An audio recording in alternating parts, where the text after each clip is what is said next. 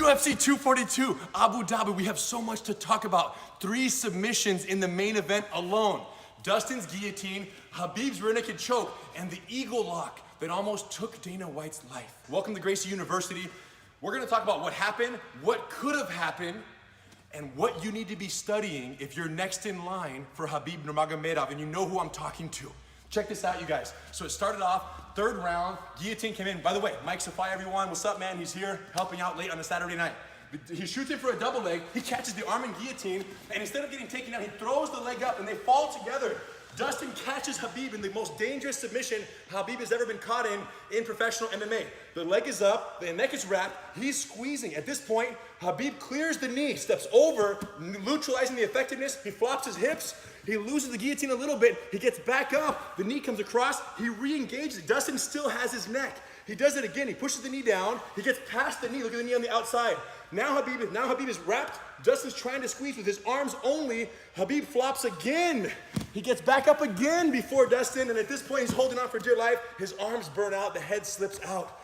You guys, it was so close. Do you agree it was the most danger he's been in that we've seen? Ever. I was nervous. He was nervous for Khabib because he was rooting for him. 100%. And we need to talk about what could Dustin have done, starting back standing up right here. So he shoots in, the arm and guillotine. How do you know Dustin has been working these guillotines? Because he threw the correct leg up. When it comes to standing guillotines, whoever initiates the descent wins. Meaning if I have Mike's neck and he just takes me down and throws my legs out of the way, look, take me down. Mike already lands on your knees right there, bro. He already lands on the safe side and the guillotine has no effectiveness. The way you know Dustin's done his homework is when he got his legs grabbed and tied the rope, he threw this leg up, which means it was not possible for Khabib to pass to the safe side during the takedown.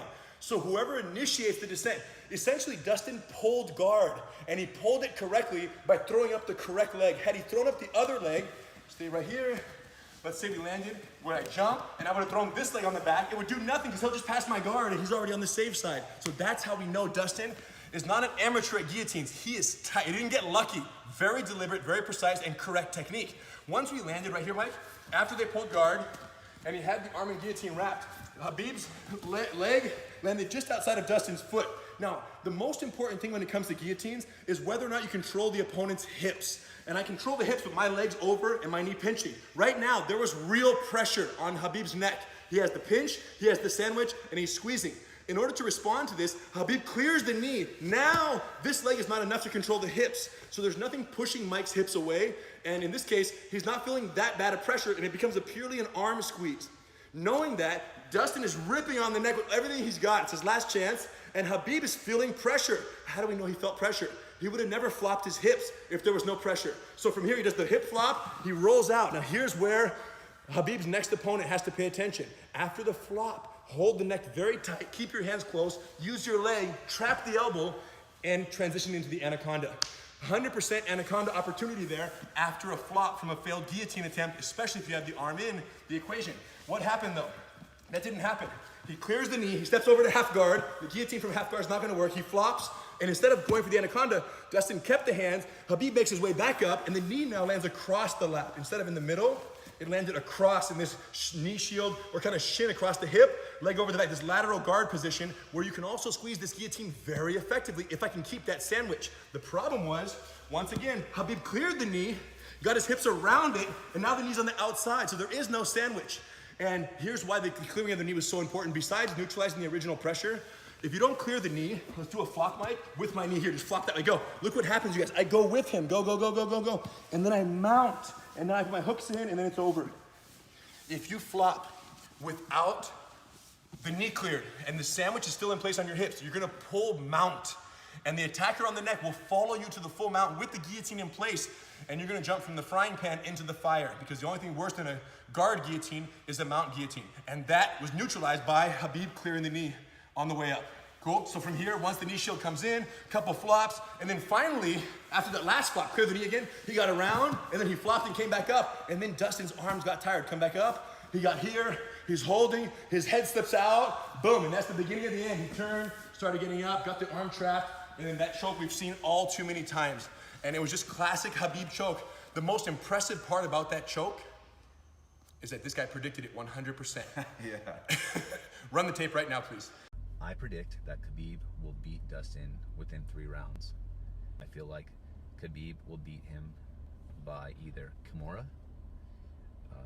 ref stoppage, ground and pound, or rear naked choke. So, congratulations on that awesome prediction. Thank you. And let's just say this, you guys. It was all fine and dandy. Everyone was excited. Everyone was happy. And then after the fight, Khabib does the eagle, right? And everyone starts having flashbacks about his eagle behavior. He jumps up on top of the cage. He flies over the top of it beautifully. He lands down and he jumps from the perimeter, outer perimeter of the octagon, the box right there, and he jumps on UFC President Dana White's neck in a very eagle-ish manner. People thought, oh, he's giving him a hug. No, he wasn't, you guys. He went from here, he jumped standing closed guard, boom. And then from here, come closer. Everyone thought, oh, he's hugging. No, if he was hugging, you go over, under. Oh, I love you, I miss you, my friend, long time no see. Am I right? It's a normal hug. Yeah. Who hugs their friends like this? Nobody hugs their friends like this. Watch. So when he jumped, double overhooks, what he went, come closer, look what he was going for. Standing Ezekiel choke. There it is, fight's over. You guys, Dana White's life flashed before his eyes, and he didn't even know it. That's what's crazy. The hands were slipping in, so Dana was laughing and having a good time.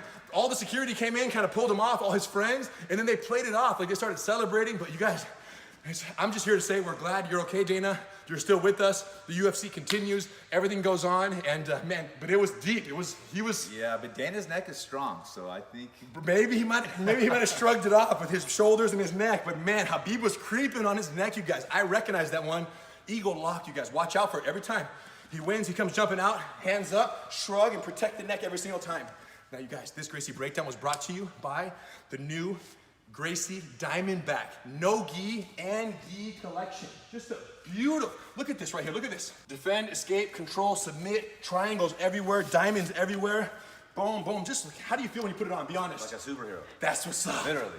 There you go, Diamondback collection, Gi and No Gi. Now what's wild, you aren't gonna believe this, but this was released yesterday. And today, something happened spectacular. Diamondback collection was released. Dustin Diamond Poirier exposed what seems to be Khabib's only weakness in that guillotine. He exposed the fact that Khabib has a neck, there are arteries running through his neck, and there are blood pumping through those veins, and they're pluggable. But what's crazy is that Diamond didn't just expose his weakness. Diamond got his back taken. Diamondback collection. The Diamond got his back taken and got finalized. And that would be pretty remarkable, right? If we released the collection on the same day that the Diamond both exposed the weakness and got his back taken, the Diamondback. But it goes further. Khabib defended the guillotine, escaped the guillotine, controlled the Diamond's back, and submitted him from behind. This is crazy.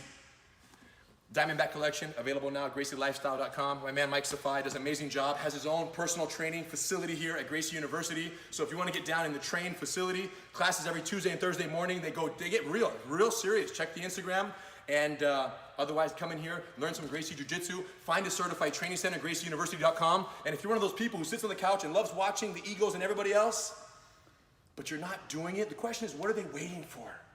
They're waiting for a safe environment, and this is the place. Gracie University, certified training centers all over the world. If you've had a failed experience at any other BJJ school in your life, where you tried 2 weeks and you were like, oh, this is crazy, what are they doing here?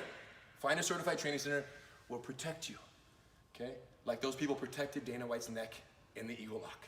Okay, we'll take care of you guys. Much respect, thank you, bro.